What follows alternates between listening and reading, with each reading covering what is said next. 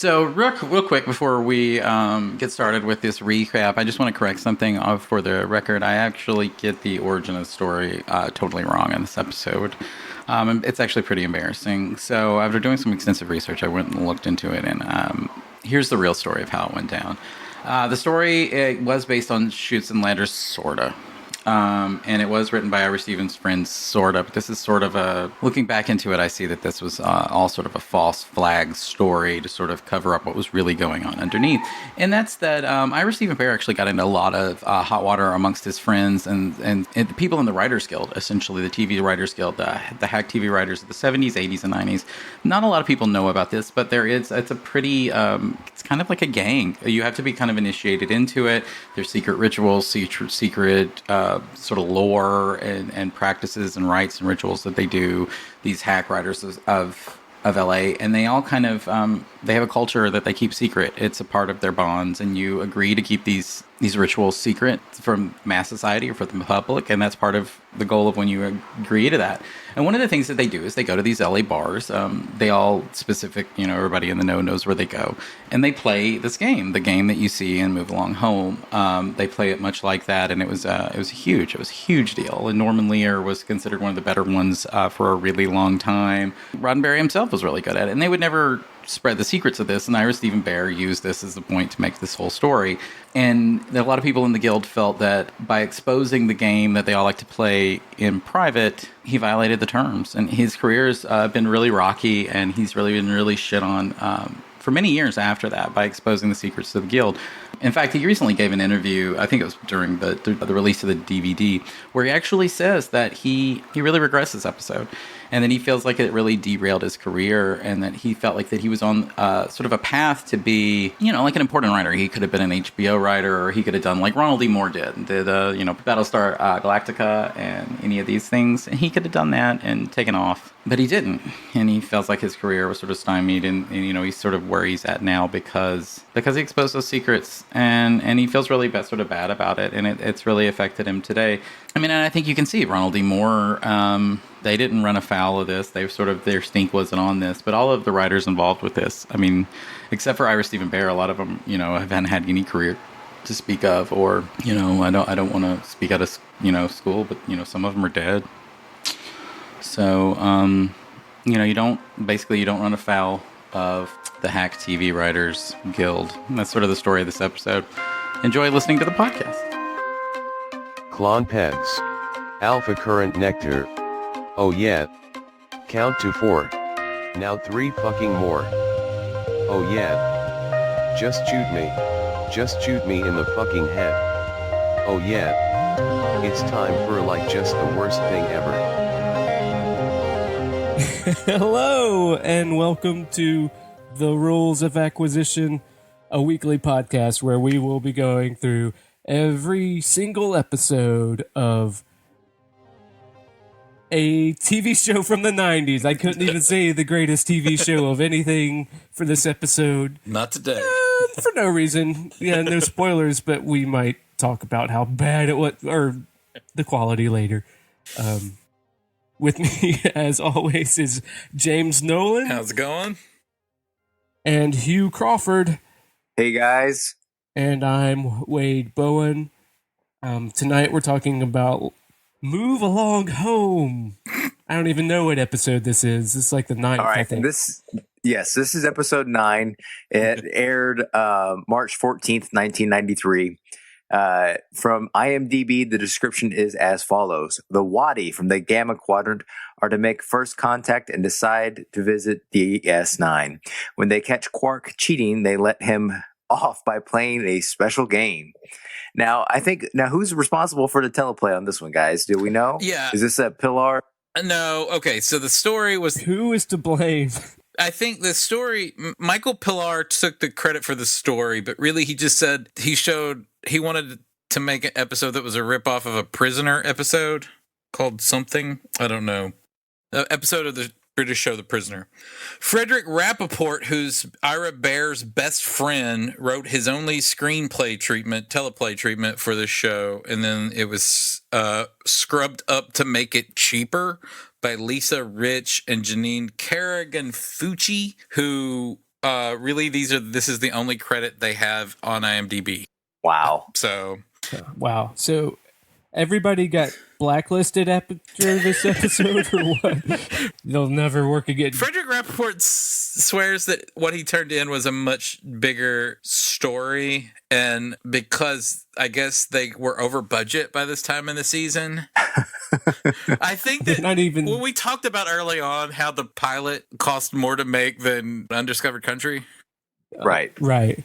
Yeah, the Star Wars 6, the movie, that the pilot for this cost more. I think that was an accident. I don't think that was like, I think that they just overspent, and then they thought, well, we'll make a bunch of boring episodes that take place in Quark's bar for 8 episodes of that, and then we'll have some big, like, it was supposed to take place outside, all on built exterior sets. Wow. So instead of just a hallway and a couple of diamond doors. So I think, and then at the end they were like, we got like $5 to film this episode, and so they had to totally rewrite it. Well, this episode was so bad, it's completely watchable for me. Okay. I was really I was afraid that worried. you liked it. I was worried. No, there. Yeah, because I thought from your text that you actually liked it. There's actually we actually get to check off some stuff off of our DS9 box on this episode. Yes. There's some good stuff in here. Is there? But no, this episode is so bad, it's good. It's actually one of the most watchable bad Star Trek episodes. It was because when Star Trek is usually bad, in Deep Space Nine this season especially, or so far, when it kind of shifts into bad, it just becomes boring. Boring. And I think I've commented on this before. Right. It's got that low hum, and everybody's just talking about nonsense that doesn't make sense. And it just kind of like, if you've had a long day, you kind of just, you maybe drip further into sleep than you want to. Or ennui. Yeah, there's like, yes. If you're feeling bad or melancholy, a bad DS9 episode could push you even farther into the depths. Or that if you just need to come down, like if you had a lot of sugar, a lot of caffeine, you just get it'll Right. coast you down. But that is not riveting, But this was riveting in its badness. Yes. Yeah. Okay. I mean, okay. So the Wadi, the main Wadi leader is played by a This character. is- What's that? I was just going to say, or just starting from the beginning, how many first contacts are there going to be so far? This is like the third first contact from the wormhole we've had this season. Yes. This is the first formal contact, but it's still, they're talking like it's the first time something's come through the wormhole. It's because they want to have like a episode of the week where anybody can tune in and see the first alien for the first time 5 different times, or what? I don't get it. I guess this was the first one where they broke out the dresses. Right. Oh yeah, the formal dress. Yes. They shortened it. It's not as short a dress as when Picard wore it back in when it came down to his knees. Yes. When the dress was actually a dress. And I liked how they finally gave Bashir a bit of business that wasn't trying to fuck a girl Right. For once. by having him forget to pack his dress gown. And I really liked Oh right. that. Just replicate another one, motherfucker. I don't understand why that's a problem. There is a dropped subplot in the screenplay about him going to Garrick to see if Garrick could imitate one. Okay. See, Okay. then you have to drop it all. They dropped that scene out. You can't just drop like the subplot, the rest of the subplot. You might as well just drop the whole. Have him show up in dress uniform. But there's 3 scenes in the first act about how Jake probably wants to fuck a girl. Yes. But there is not any. Oh right. Because Jake's talking about fashion with his little onesies because he's the height of fashion. Yes. Fashion in that dumb outfit that they put him in. And then, Now we don't know that's dumb in the 24th century.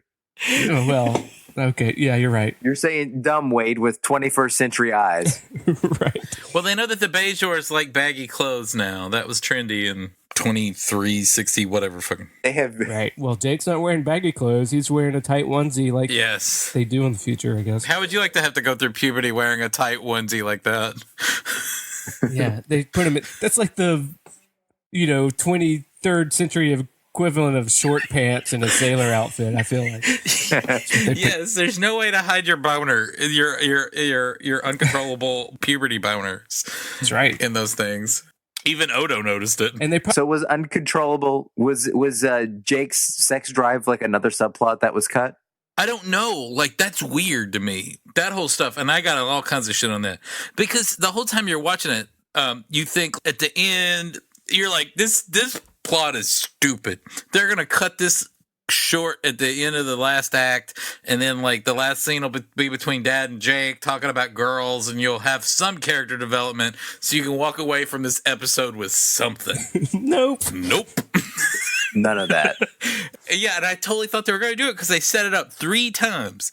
First scene, then when he comes back from meeting the Wadi, and then Odo mentions girls and how he's like leering after girls on the crosswalk. Right. So I thought it would end with like a scene between Jake and Cisco, because you haven't seen one of those in weeks. Right. And no. And Cisco does say, we're going to talk about girls in the morning, and then they don't. Twice! Right. Yes. Yeah. And that's the only reason why Odo knows that he's missing is because his son was like, "Hey, Dad was going to tell me how to get laid, and I need to find him." And that's how Odo knows that he's missing. There's not like a lot of cool dudes here on this place, and my dad is one of the few cool dudes, and he was going to talk to me about chicks. Can you find him? Yeah. Please. Okay, speaking of cool dudes, can we talk about the Wadi now? Because, oh my God, it's like, okay, the Wadi are basically... So with the costume design, they clear... This whole episode was like, hey, there were a bunch of people, like, what if we had a bunch of guys that were in their garage in the 70s and were really into Yes? And they're like, let's just do a whole episode that's a Yes album cover, and we'll have these guys look like Yes fans with their long hair and their goatees. Their fucking spaceship should have for what I think, the spaceship should have been an airbrushed van. That's what I feel like for the Wadi coming in. It was like something out of Heavy Metal. Like, You talk about how they wanted to have exterior scenes for the game. They probably were these big, more Yes album, like all the environments from a Yes album cover, but then they just had to do your general Prague game geometric thing. Okay. That's what I couldn't shake that this whole episode. Do you think that their second contact is going to be? I'm floored by this. I'm sorry, I can't stop laughing. Okay, because it's like the aliens are they're kind of like slightly overweight, like garage or arena rockers or something. Yes.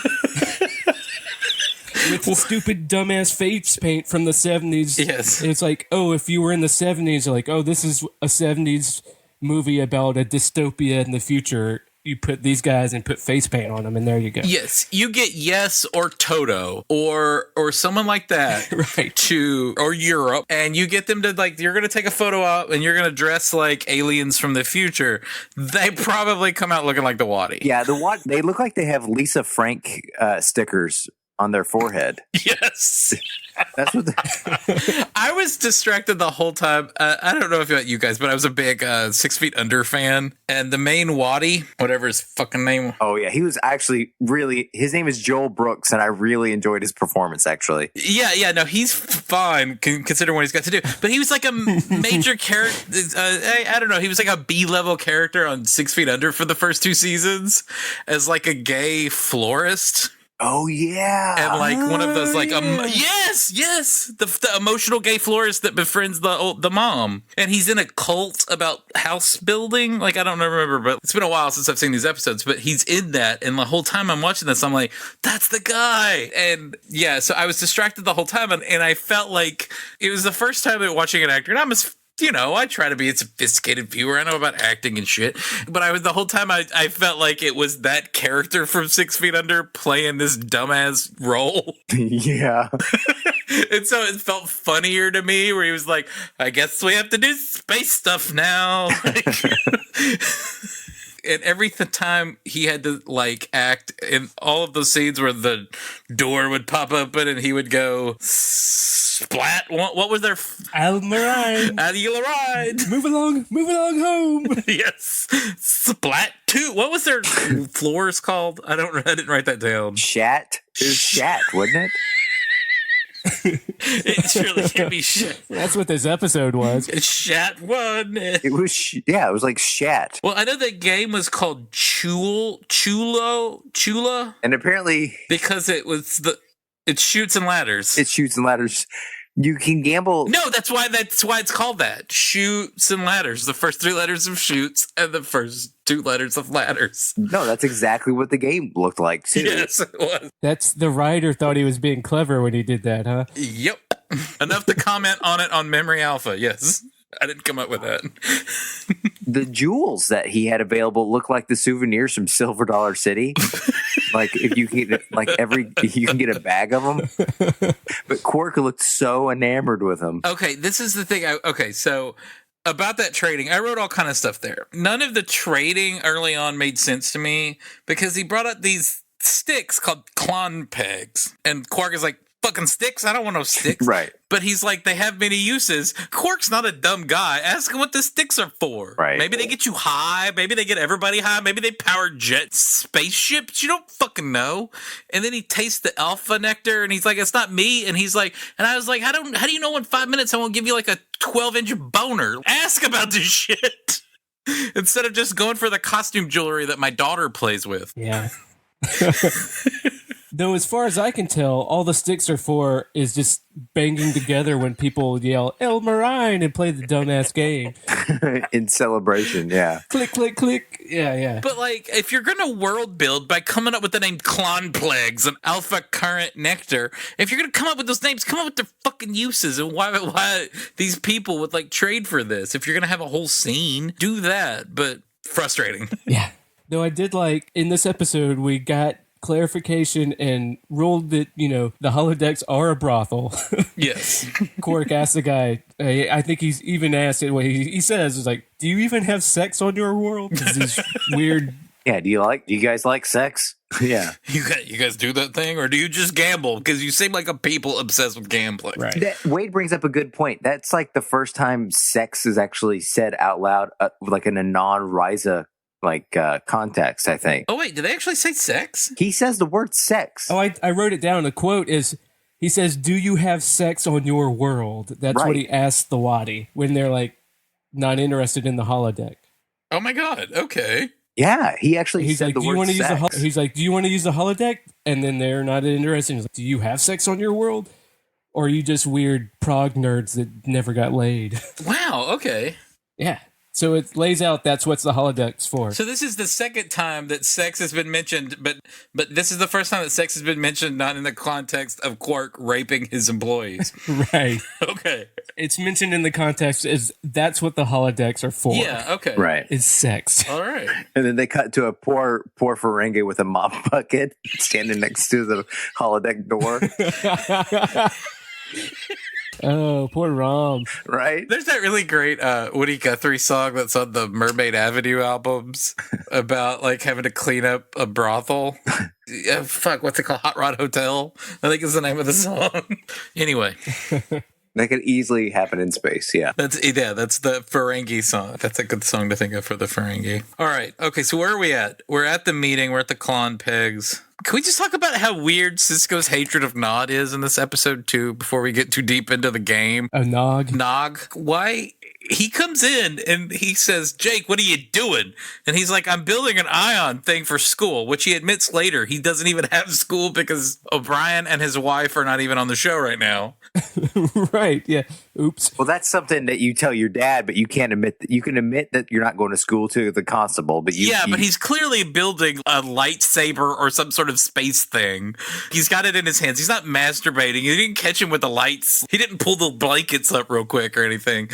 So his dad walks in and he's like, what are you doing up? And he's like, I'm working on some sort of project that me and Nog are working on. And he goes, Nog is older and he probably does things with girls. And I'm like, okay, that's weird. Yeah, that was completely weird. At no point were girls brought up in this conversation.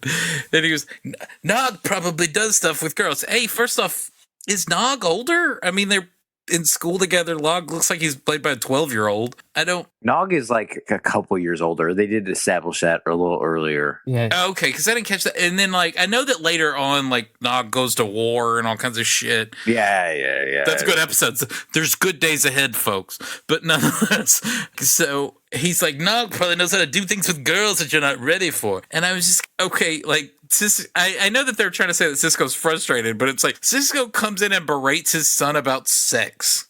That's like Cisco goes back home and traumatized. Well, Jake brings it up with fashion. No. That was another scene. That's our two scenes. Oh. This is after he meets the Wadi and gets bored and leaves them alone. Leaves the first contact of an alien race alone with Quark, which should be a fireable offense, but nonetheless. Well, he's been there for Eating hours at low-carb Quark's beans. bar, and he's like, "Oh, this is boring." So yeah. Right. So I just thought that whole scene was weird and tonally, I didn't get anything about it. But anyway, it made me already want to punch this episode in the face. He's basically frustrated with his first contact because he was all excited about wearing his formal dress and meeting this formal delegation. And then all they want to do is gamble. And then he's in a bad mood. And he goes home and he picks a fight with his son because he's in a bad mood. About sex? I think he is excited to be able to do Star Trek's Federation type shit for once, you know? Yeah, that is and I said to my wife, it's nice when you get to see Avery Brooks always eats up scenes where he gets to do Star Trek shit. Yeah. Because his role is so absolutely different than all the Star Trek stuff. So he gets to be Picard for a minute, like dressing down Bashir for not having his dress on. He ate that seat up. Mm-hmm. Right. This episode wore him down, though. By the end of the episode, he was just saying lines. I think we had a few other nice moments. One of my favorite moments is whenever that schlubby security officer, Yes. Odo, gets him to admit that he lost his entire senior staff. Yes. And he dresses him down and then goes and finds him. That was a really nice episode. And I think it furthers my argument that that guy would have been a better, like, recurring character Then O'Brien. than O'Brien. Did you guys miss O'Brien? I didn't want to see O'Brien. No, I was too distracted by the rest of this episode to think, I feel like O'Brien did a good job by not being in this one. I love O'Brien too much to subject him to being in this episode. Okay. All right. Well, I didn't miss him at all. I thought this was actually. Odo doesn't like being called Constable, though. Did you notice that? Yeah, he doesn't like anybody but Avery Brooks calling him Constable, I think. Right. Yeah. Well, and he's got a weird whose dick is bigger thing with what's his name, the other security officer from the Federation security guy. Yeah, which he finally wins. Right. That I actually said that moment where because I guess there's two scenes with Primin. The first one's you lost everybody, and then it made me wonder, were they trying to play Primin as drunk in that scene because he was like weirdly giggly? No, I think he was just doofy. I think he's just kind of like a doof. Because he wasn't a doofus. We've had him in one other episode. He wasn't a doofus in that episode. But anyway. No, he wasn't. Well, when he says that, surely it's not against Starfleet regulation to touch a button. Yeah. I was like, that's the finest Odo moment.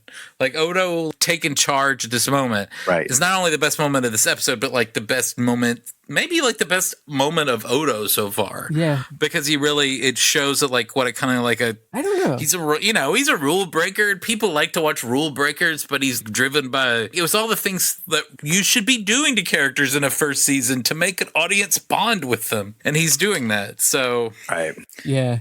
Though Primin, Odo's all, it's not against regulation to press a few buttons. Well, actually, yes, it is. He's aiding and abetting the guy. If he pushed the buttons himself, that'd be fine because he's not Starfleet. But Primin is Starfleet. He can't push buttons to teleport a guy. That's directly abetting him breaking regulation. Yeah, but he was being badass, which is all that scene requires. Yeah, that's all we could hope for out of Odo at this point in the series is that these flashes of badass. Mm-hmm. Also, we also get the moment later on where Quark gets Odo to blow on the dice. That was fun,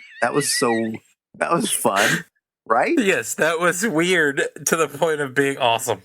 Right. That was weird. It was super weird. Out of the most nonsense plot, they took a moment to have that. They took 20 seconds to have that moment in an episode. It was so weird to me. I liked it. There needs to be in some sort of clip montage of like Odo and Quark moments. Yes. Right. Also, you get Nana Visitor flying off the rails. Oh my God. Okay. In character. This is my worst. Which I thought was great. Actually, no, I thought that was great because she's like, I'm glad you Federation people are having a good time, but I'm not here for this bullshit. I'm an administrator.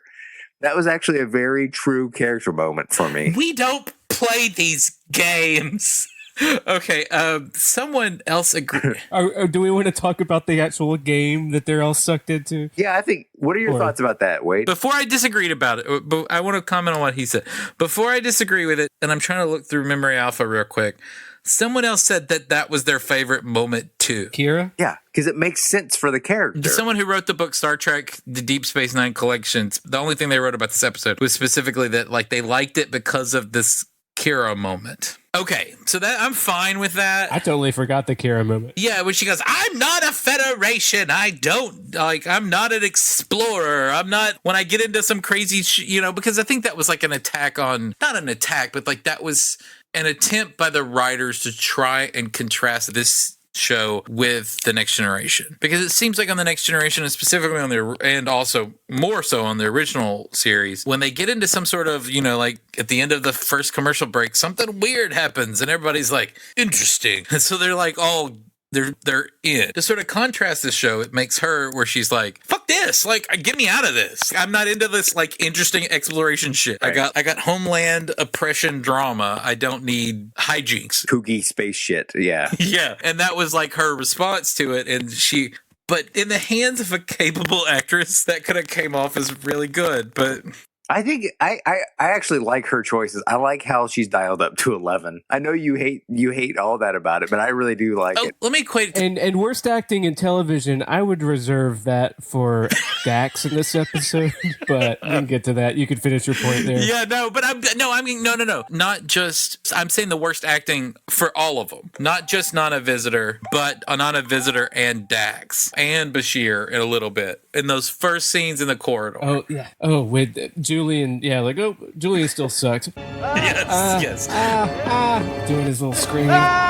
Okay, so I'm going to compare it to last night. I sat down and watched Interstellar. I'd never seen it before. I watched it with my family, and they get to... Oh, don't spoil it for me. Oh, okay. Can I spoil one scene that's not overarchingly big? I saw the first like half hour, then I had to go to work the other day, so I have some framework. Okay, have you seen it, Hugh? Am I spoiling things? No, Wade, I'm sorry. Hugh hasn't seen it. I've seen it, yes. Okay, so there's a scene in the middle of the movie where Anne Hathaway has to argue that she wants to go to a certain planet because she loves the guy who was sent there originally. And she goes into this like emotional thing that she says that, yes, I believe that love is a thing, a real physical scientific thing that can transcend space and time and laws of gravity and everything, that I believe that love is this fundamental, and she has to say this thing that is quite possible. Yeah, and you think you're a bad astronaut, lady. Yeah, okay, it quite possibly is the dumbest thing that could happen in a Christopher Nolan movie. On page, that had to be the dumbest thing. But I think Anne Hathaway's a pretty capable actress, guys, and I think she's pretty good. And in that scene, she delivers it with like, I don't buy what she's saying, but I buy that she believes it, and I buy that it doesn't mean that she's stupid. Yeah. And I think like she does it in a way that she acts her ass off in that scene to convince me of a stupid ass premise in a way that I accept it as a thing she said, and as a maybe now introducing a theme of the movie. There is nothing about the way anybody, including Avery Brooks, is acting in this sequence that makes me think that they're just not hating, that they're just not 5 actors of middling capability hating their job. And like for the rest of this episode, it just seemed like this was people saying lines. And it was so fun to watch in like a bad movie room kind of way, but it was pretty awful. I had to watch it twice today, and then we make a podcast about it. We spent a lot of time on this, and I was just kind of like, oh my God, tell me this is the bottom of the barrel. This episode, I don't even feel like this is the worst episode that we've seen so far. No, there's redeemable moments and true character moments in this episode. Is there? I think we've talked about them. I think that they're buried over what we haven't talked about yet, which is everything we're at the precipice of them starting the game. Everything. But even when it goes off the rails, everything about it is awful and bonkers and weird, it's still more watchable than some of the stuff that we've had to slog through. Because it's interesting. Oh, I'm having a lot of fun talking about this. Don't get me wrong. No, I had fun watching it because it was so goofy. It's definitely the goofiest one we've had so this far. Was right? this is the goofiest one. This is the one where it's like, if you want to show somebody some bad TV, so bad it's good, you show them Move Along Home. Yes. If you want to watch so bad you're bored and you're slogging through it, you watch that third episode. I can't remember the name of it. Oh, was that the one where? Shit. A Man Alone? No, that was the second one. Not the one Second with Garrett. Babel was the worst. No. Babel? Oh. Yeah. Babel. Yeah, Yeah. Babel. Yeah. Test Prologue was good. Yeah, no, I'm thinking about Babel. I'm thinking about that one was so bad it was boring. It was just as ridiculous as this. Yeah. But more unwatchable. This was But watchable. If I told somebody, I have a podcast about Deep Space Nine, and like, oh, that's interesting. It must be good. Wade likes it. And then they just flip to a random episode and watch this one. I'm going to be so embarrassed. I was like, oh. And they're like, they can't. I was like, I can't look at that person anymore. I can't believe that they would have any respect for me. Really? You think that they watched Babel that they would be better off than Move Along Home? Maybe. Really? They would. You could at least convince them it gets better. But if they thought this was random sampling, they'd be like, oh my God. I think once they saw Odo blowing those dice, they would love you forever. Unless they were like old school.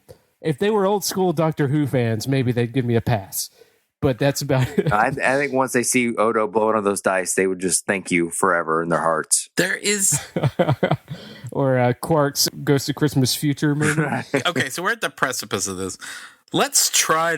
What is the game? Yeah, I'm interested in Wade's thought specifically on the game. We've mentioned Chutes and Ladders, but you are actually, out of all of us, You're a tabletop gamer. yes, you're a tabletop gamer. Oh yeah. What are your thoughts about this game? Yeah, James, I believe, said before when we were talking about this in text that the one where they play D&D, and I'm sorry, sir, I find that very insulting. I agree, and I'm sorry to do that too. Also, like, my family now is becoming like a bit of tabletop nerds. My son is now obsessed with Settlers of Catan, so I've watched probably 4 hours of online tutorials with my son about all of the various ways to play Settlers of Catan. So, Oh my God. have you ever played? So you're half Waddy right now. Next thing you know, he'll be sticking Lisa Frank stickers on his forehead and growing a mullet. He watched this episode with me twice, the poor boy, and he did not understand why I hated it. No, he was having a good time. Oh, He was looking that's at dangerous. he was looking at the lead Waddy and thinking, I wish that was my dad. It's dangerous to subject kids to something like this when they're all impressionable and young. They might not know how to tell right from wrong and good from bad. Yeah, he kept, when I first said I want to punch this show in the face, he's like, why do you hate this? And I'm like, why is it fun? And he was like, well, they're playing a game. And I'm like, but the game makes no sense and is stupid. Okay, there's a gambling aspect to it, and there's a round to Okay, it. So, like, yes. a round ends, and if somebody survives, you win whatever the wager is, I guess.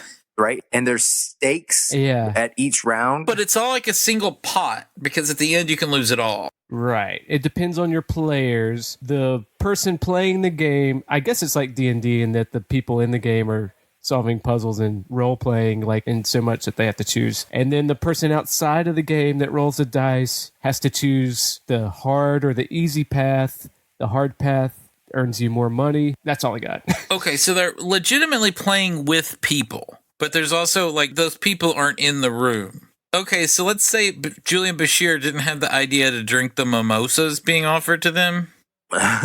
Right, the brunch scene. Yeah. So how would that have came up as a representation of a bad roll of the dice? Because it looked like they rolled the dice for other reason instead of whether Julian Bashir decided to drink the mimosa. I think the dice, if I got this right, the dice sets the parameters for the players or the pieces to respond to. So it makes it harder or decides what the puzzle for the room or the tool or whatever the shooter ladder is called, the level that they're on. The dice decides what that is and the difficulty of it.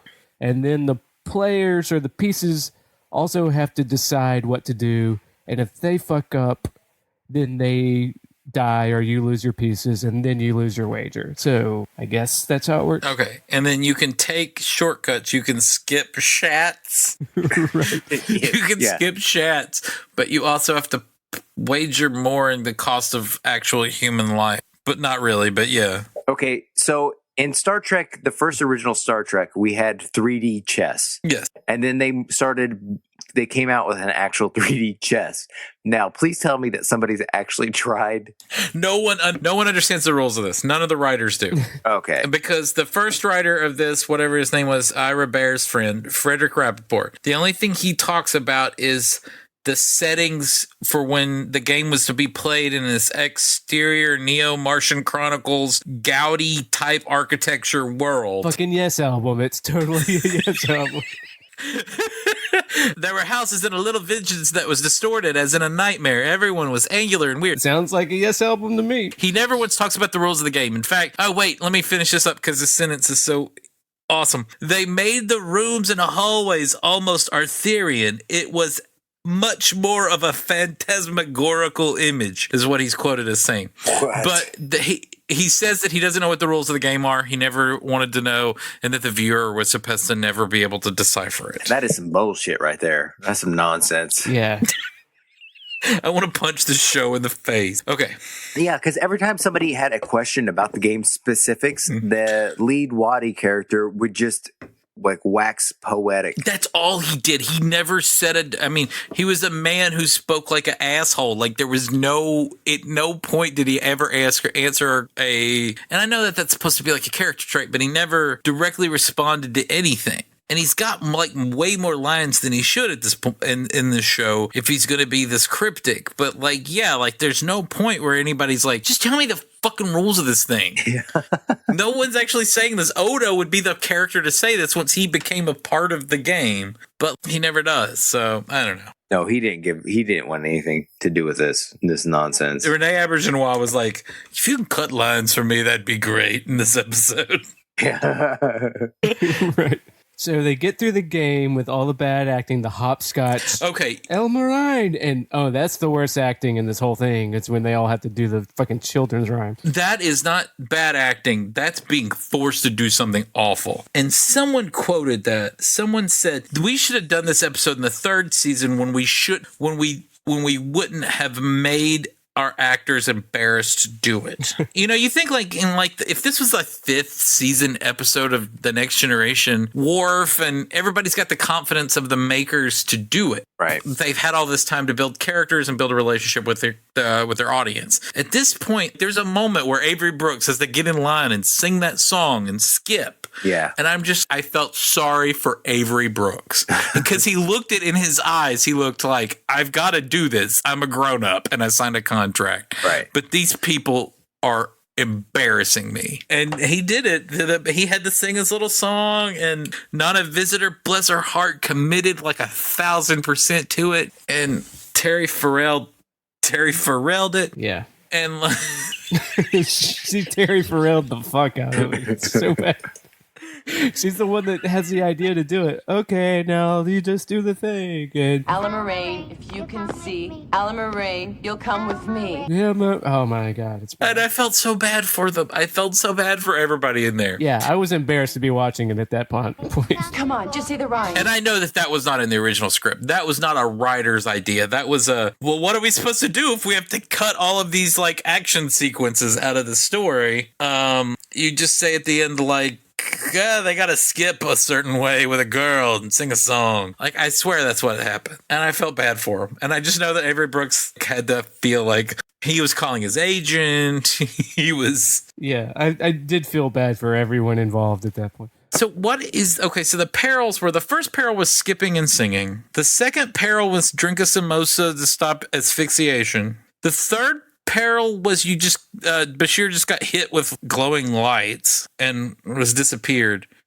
And then the fourth trial was I don't know, like don't fall off a cliff. Yeah, Quark had to pick one to sacrifice, and then he didn't want to, and then so the game was trying to force them to sacrifice Dax, I guess, by falling, dropping a rock on her and then pushing her off the cliff, and so everybody dies. Or do they wink? But do they? Because it didn't sound like Quark lost all of his winnings. But did he? Yeah. Yeah, he did at the end. All right. Yeah. And it turns out, and it's like, turns out they were never in any actual danger. Because after all, it's just a game. Yeah.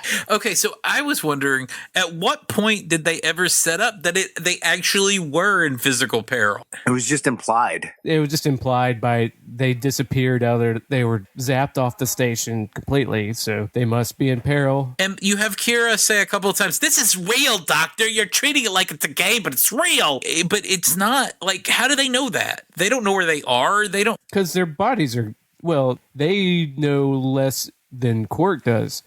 To them, of course, they think they're going to die.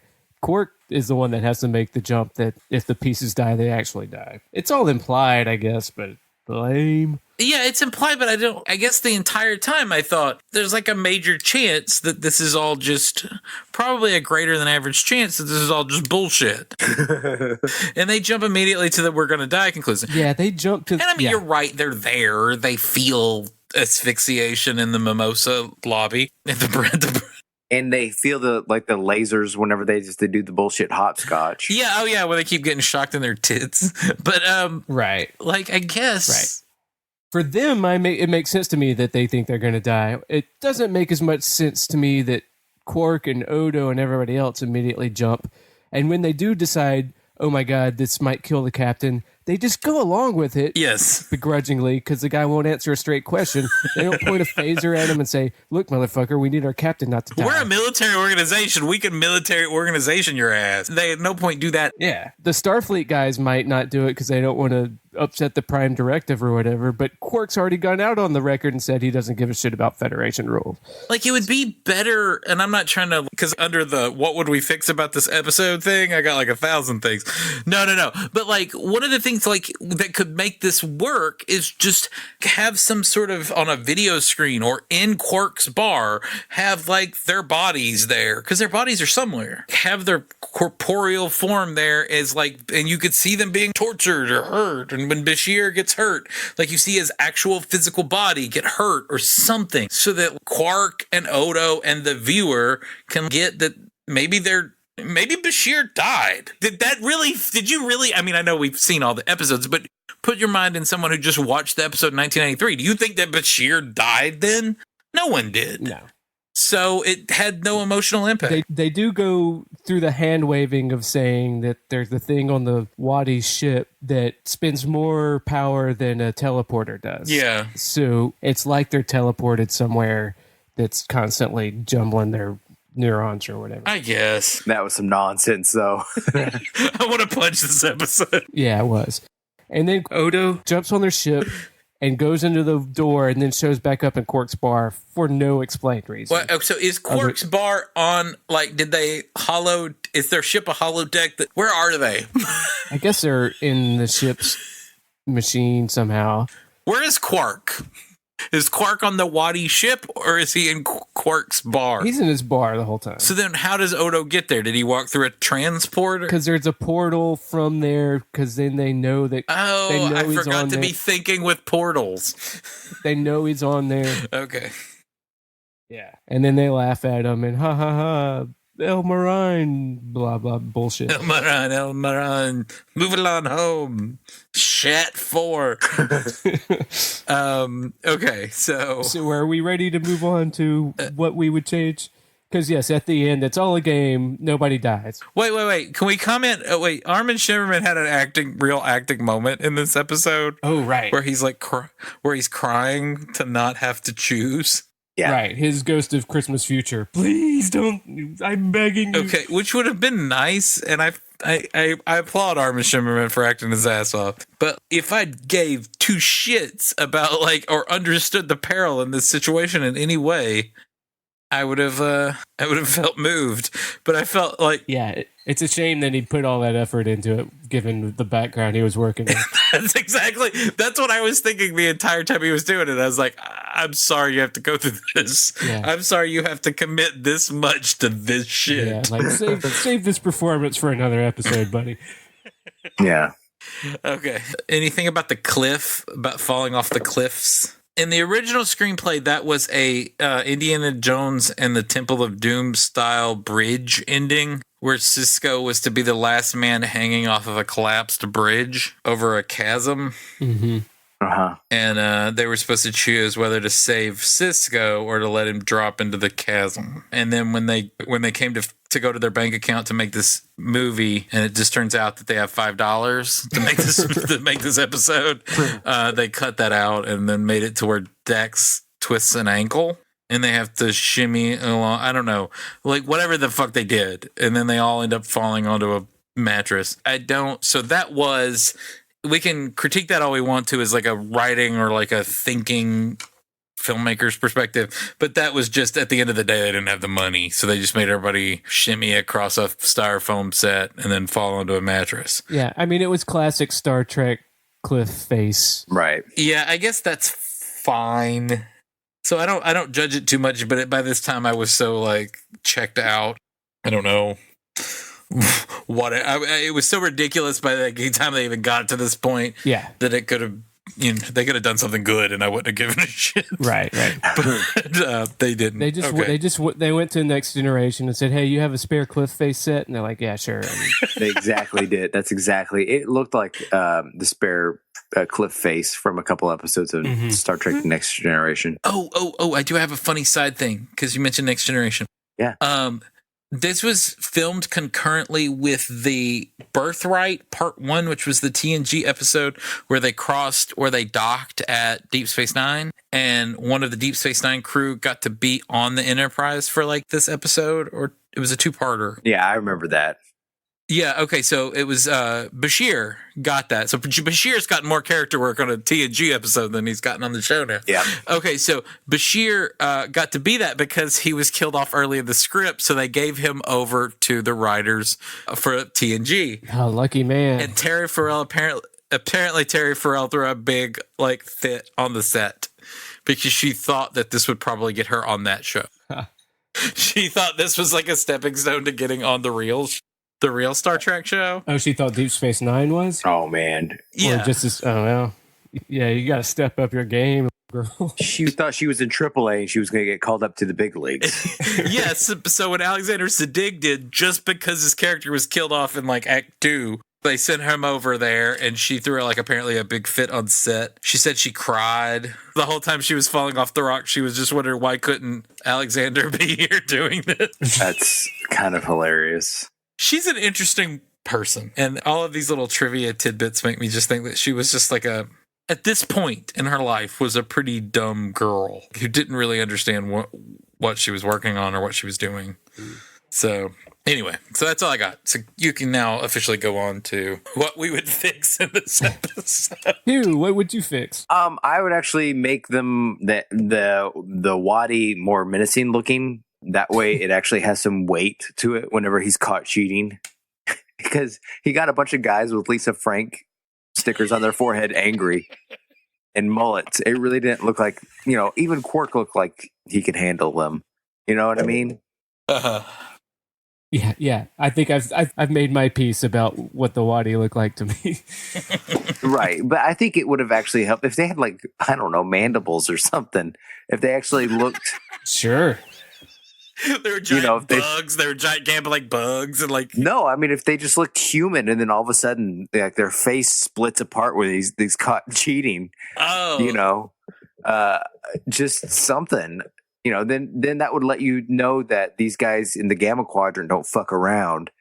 And then so it was like if he cheated, it was like they broke like the biggest rule.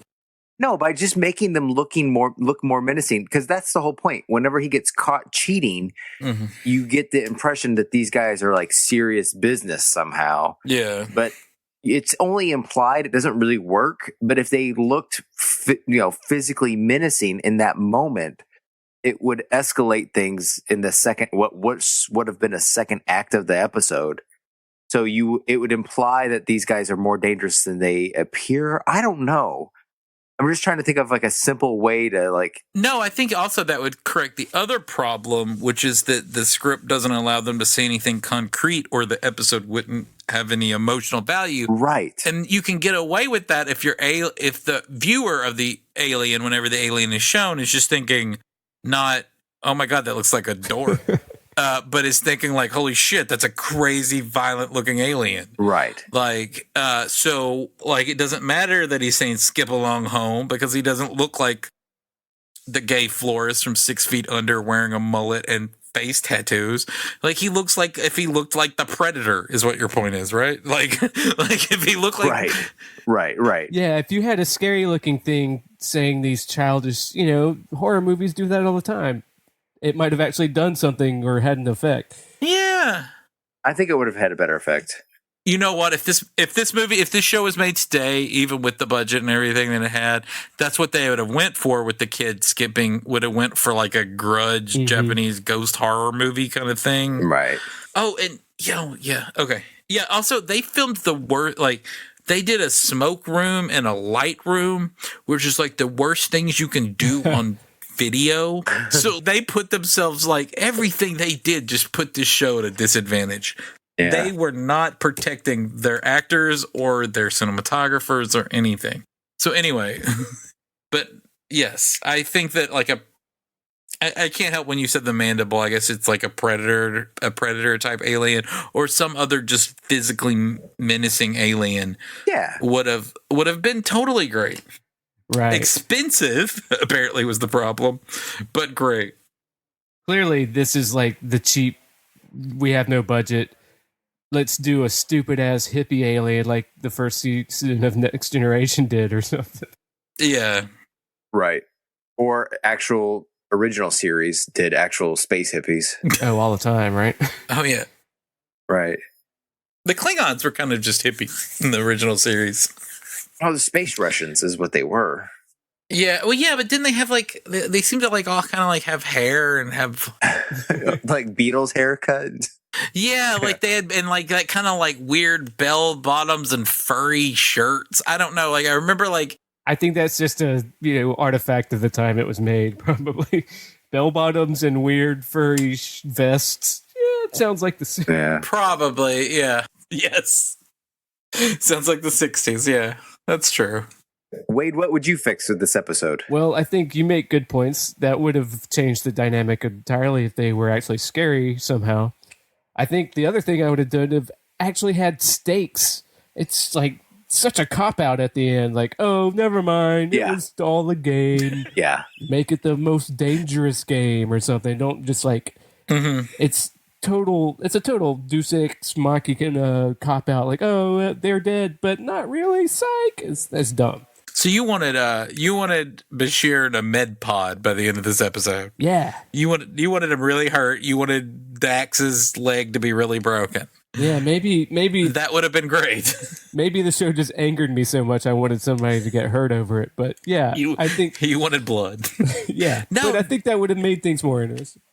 You know what? What if a first contact actually that Wade is right. Like if this was a first contact and like a guy was knocked unconscious for 6 weeks and Dax lost a leg, that would have been one hell of a first contact. Yeah. All because of a stupid tabletop game. Because after they pull the rug and, oh, it's just a game, and then Quark's like, oh, that's fun. And then somebody says, oh, perhaps we'll have a rematch sometime. It's like, oh God, I hope not. Don't bring this back. Yeah, like no, like you're right. Like if the end of it, Bashir was in like a wheelchair or some shit, or no, Bashir was in a med pod and Dax was in a wheelchair, and they were like, "Holy shit, this first contact fucked us up." Like the next episode, Dax is still in the wheelchair and Bashir's in the med pod. Right. That's the way you create a serialized. That's the way you create modern drama and characters and concern. That's a soap opera. That's the way which is what they're trying to do here, and it's really cheap. It was basically for the cost of a wheelchair. Like you could build this kind of character development that they don't do because they're still working on like a really dumb mindset from the writer's room. Yeah. I don't think they are even trying to do the serialized thing. I think they're figuring it out because they do that with the first episode and then they jump to another, they're just doing an Alien of the Week episodic. Yeah. And then they realize that doesn't work, I think. And then hopefully. Well, I think that they want to be cheap, right? And the whole, what is the cheapest form of television? Soap operas, because they have continuing storylines. You don't have to do a previously on. You really don't have to, not every character has to get a beginning, middle, and end in an episode. Yeah. Because the whole damn thing is your arc. Yeah. And that's what a soap opera gets to give you, so it's cheap. But I don't think that's even a concept they're actually working with yet, though. Just by the fact that this is the third first contact we've had this season. Out of 9 episodes. The template they're setting this far, they started with that first emissary episode of like, okay, this is an ongoing arc. Then they drop that. Mm-hmm. And then they just go to an anthology where they're just doing an alien of the week, basically, where they have what happens. Oh, something comes through the wormhole, antics ensue, and then we stop back at the status quo. Yeah, like, And then later on, they figure out how to do that. you're really right. 9 episodes in, we've not settled any of the questions answered from the pilot, 0. or even continued any of the storylines set up from the pilot. None of them. Which they will, and they do. And for anyone watching this and listening to this on an episode by episode basis, they do. Those questions get answered. But at this point, it's just, damn. I think maybe they had that at the grand idea they had for the series. They had this all, but then they're still, it's 1993, 94. Mm-hmm. They're still figuring out how to do that. So they're probably, okay, we're doing an alien of the week, and then we'll wait, and then we'll pick 2 or 3 episodes out of the entire season to carry on that series arc. Oh, yeah. But we're saving that for certain key episodes because, they're doing full network seasons, except they're only doing 19 in this first season. This first season, they did 19. Yeah, but they're working with that. They're not doing like a British 6 episodes or modern cable 10 to 13 episodes. Yeah. They're doing a full thing where they have a few episodes in the season to pull out that series arc. But then they're just padding it out with all this bullshit in between. Aren't you so glad that we live in a time where all the shows we like are all 13 episodes, 10 episodes long, really, at this point? Yes. Oh, my God. The only thing I would change really, really quick is for this episode is and to do this, I'm going to put myself in Rick Berman's chair, which you get to this episode and you realize you got $5 to film a big episode. When you commissioned the screenplay, it was supposed to be this giant middle of the season episode, and you got like $5 to do it. So they put in these scenes about like the birds and the bees and Jake becoming a man, and like you have just bail out the story. Make it, you still got to contact the weird gambling prog rockers. You have to do that, and they steal you and put you in a game, but get that over with as quick as humanly possible. And then just have a couple of scenes between Jake and Cisco, and then that's what should happen. I think that like that is probably like the best way to fix this episode is that if it was a Jake and Cisco episode, which we've not actually had yet other than the pilot. So make it about that, get out of it real. Yeah, they set up all this Jake and Cisco and sex sub stuff. They should have wrapped it up with that because they had that in the beginning and almost in the middle, and then they just bail at the end with that entirely because they just want to get it over with. It's all tabletop game after that, and like there's no, and it's the dumbest thing in the world, and they stick with it through the whole episode. Yeah, it's awful. You could even make a whole subplot about all these nerds that play these games never get laid because hey, that's true to life, right? But they had girls with them and everything because they had all of them. What are they called? Kjork pig. They had all of those clon pigs. Clapping with them. I needed a clonopin. My last tidbit for this, and I've told this to Wade before for the podcast, is that before they filmed, Ronald D. Moore said he had always assumed that he would just move over to Deep Space Nine once the Next Generation was over. And this episode made him almost change his mind. Oh, my God. He was like, I saw that episode and I go, I just wondered if they'd all lost their minds or if they were on the right track. And is that what I really wanted to do? So Now, come on. He is coming from a place a little bit too much of a high horse there, because there was that episode where everybody on the Enterprise turned into animals. Remember that? Yeah, but did he write that episode? I don't know. Yeah. Who cares? That's what he was working on. I mean, Yeah. that's his show. Well, He's on the show where everybody turns into animals. I mean, I don't think anybody on this podcast likes Ronald D. Moore enough. I do. I was about to say, you know what? I bet when he does move over to Deep Space Nine, I'm thinking we get some better episodes, some better seasons. oh no, I think we do too. I'm just saying, if you live in glass houses, you should throw stones. Let's not say this isn't that off from the worst Next Generation episode. Yeah, but is it off anything that Next Generation did? But you're comparing it. Are you comparing like first season to first season?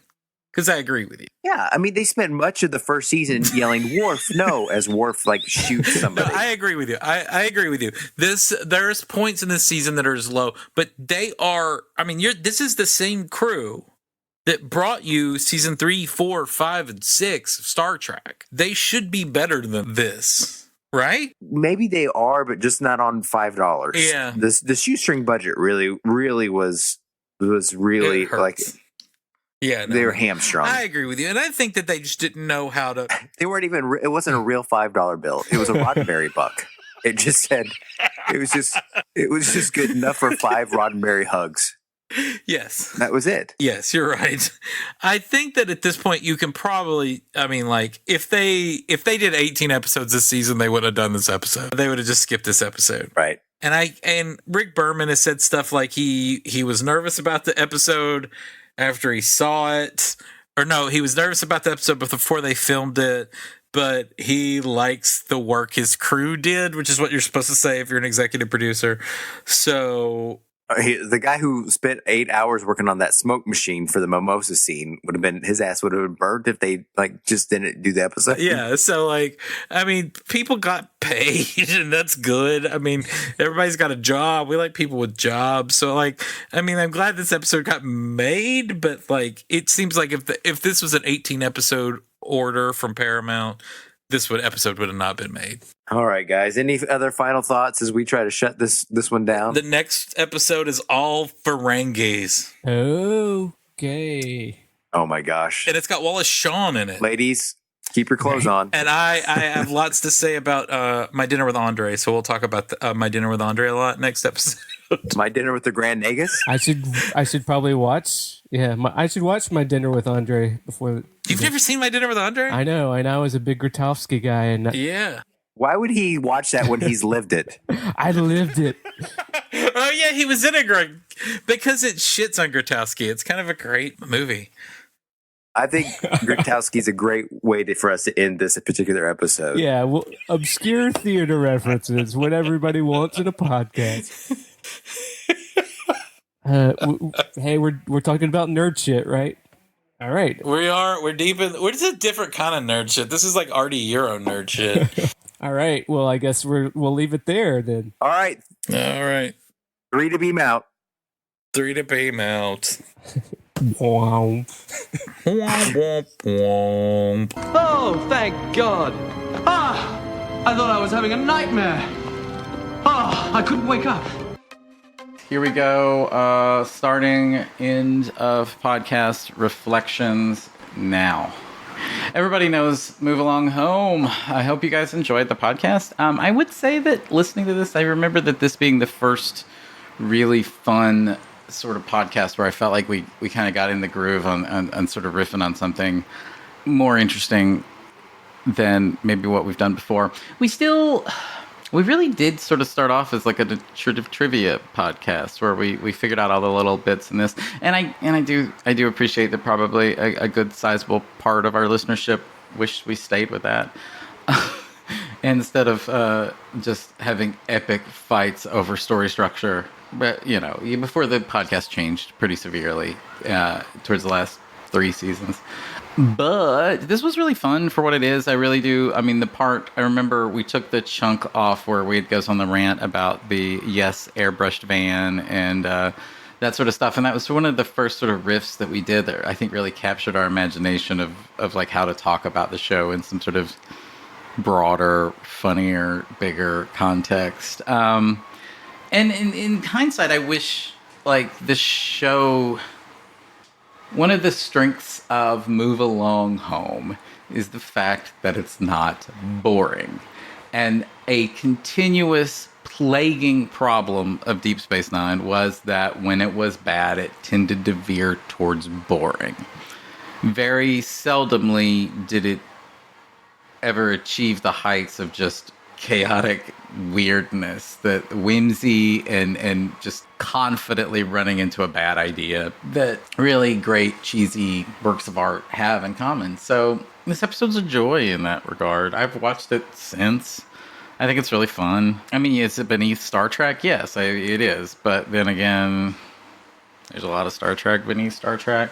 A fondness for this episode. I have a fondness for this podcast of ours. I think it was a moment in time. It was maybe the best moment we had until and it was sort of a road not taken for us. Maybe I think that once we hit, I think it was at season 2 when what's the one with the fucking like the 2024 the Gabriel Bell riot, the Bell riots episodes, whatever that's fucking called. That was when we. That was sort of at peak political vortex. It sort of, I think, fundamentally shifted where the show went and our take on some of the more liberal leanings of the show as opposed to leftists. And, this episode presented a road not taken. But to be honest with you, the show didn't take this road either.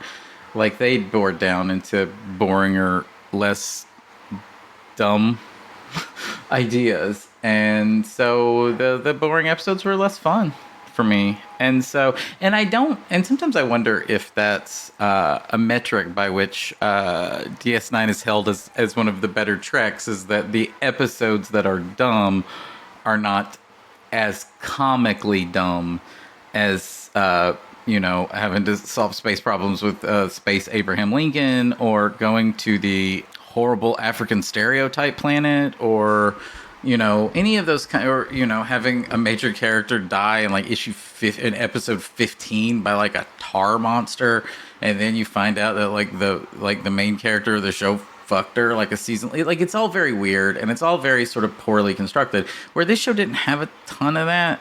When they went bad, they just went boring. And so this is, I think it stands as a testament to.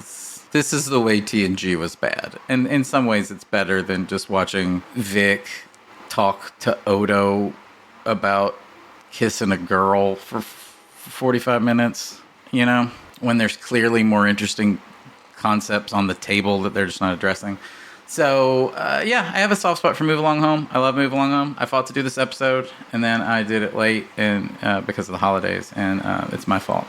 So, thank you for listening, and I hope you enjoy. Did you know that some Deep Space Nine podcasts have more reviews than us on iTunes? Doesn't that piss you off? Okay guys. Everybody is losing their goddamn mind over the wadding. Guess what? They are great guys. I mean, they like to play games. What kind of motherfucker doesn't like games? They have forehead tattoos. Everybody likes forehead tattoos. You are jealous. All you motherfuckers are being babies. Come at me.